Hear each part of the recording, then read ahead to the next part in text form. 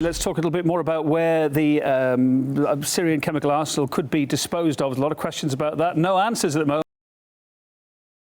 Current affairs journalist north of Robert Harneis. He's on the line now. Hi there, Robert. So Albania said no last night. Now France and Belgium are being mentioned as possible recipients for all these toxic chemicals. But are they going to say yes, do you think?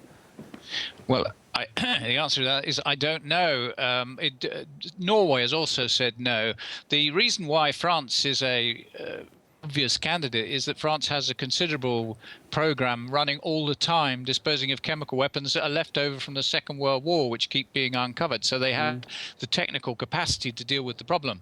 There are political reasons why they might not want to get involved, because it's a sort of recognition of the Bashar al-Assad government, which France has been the last government to want to do. So they may try and wriggle out of it, but they may also be under pressure for the Americans to be helpful, because what is interesting is when the Albanians said no, the US ambassador to Albania said, "We," and I quote, "I'm sure we will get this all done in time."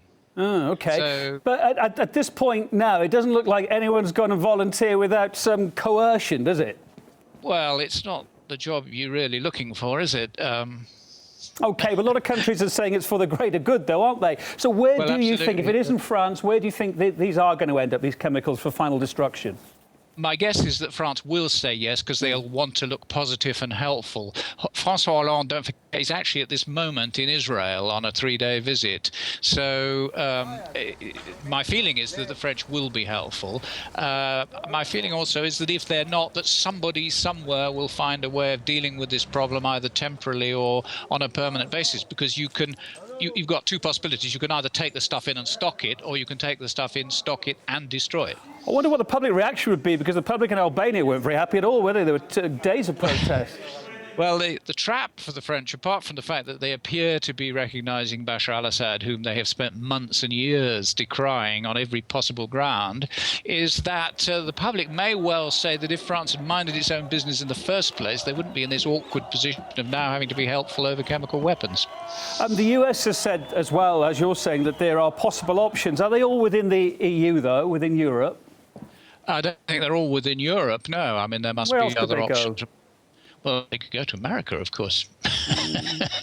Why hasn't America come forward first, I wanted to say, that they deal with it? It'd be a tidy option, wouldn't it? It's not a question I've had a chance to get an answer to, but it is true. I mean, they have the capacity to deal with this sort of thing, if necessary. I mean, I've no doubt Russia has some capacity as well. Well, with no clear decision, then, as we stand tonight again, this 6-week deadline to get all these toxic materials, or most of them anyway, out of the country, do you think that's too tight, then? Well, yes, I do, personally. I mean, there's certain areas where the Syrian government can't go, and certainly the team of inspectors can't go. But one thing is absolutely clear. On Friday, the OPCW, the Organisation for the Prevention of Chemical Weapons, cleared the roadmap, as it's called, that the Syrian government put forward to dispose of these weapons and materials. Syria is difficult to criticise at the moment, quite frankly, and therefore I can't see this process being easily derailed just because in the short term countries aren't queuing up to take chemical weapons. Well, thanks for your input tonight in the programme. Foreign Affairs journalist Robert Harneis there in Strasbourg. Much appreciated.